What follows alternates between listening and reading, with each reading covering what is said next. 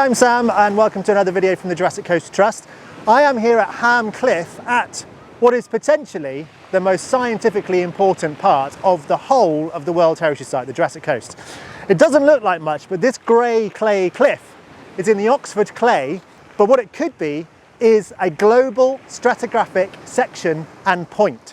It is a candidate, along with another site in Europe, for the lower boundary of the Oxfordian part of the Jurassic period.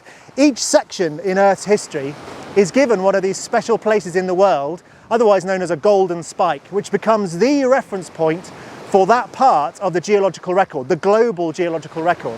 So if this were to become the actual GSP site, the global golden spike for the base of the Oxfordian, then this would be the place every geologist in the world would have to come to as a reference for that point if they had the same age rocks in their part of the world. So the way that works is because these rocks will contain a whole load of different types of evidence to help you identify that point in Earth's history.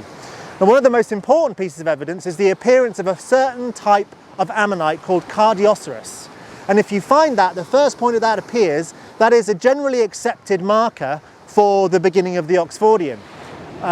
But there will be other things in there. So one of the other considerations is you have to be able to get to the place to be able to use it scientifically and study it scientifically. Well, as you can see, we're on an openly eroding coastline, no problem. It also will contain other elements like geochemical markers, other types of fossil evidence from perhaps plankton, and it would also be able to demonstrate that there's a complete sedimentation across that boundary, so you know there are no gaps in the time periods that it's representing. So it's very complicated when you get into the detail, but overall, at the moment it's still candidate, but if it turned into a GSP site, it would definitely be the most scientifically important part of the whole Jurassic Coast.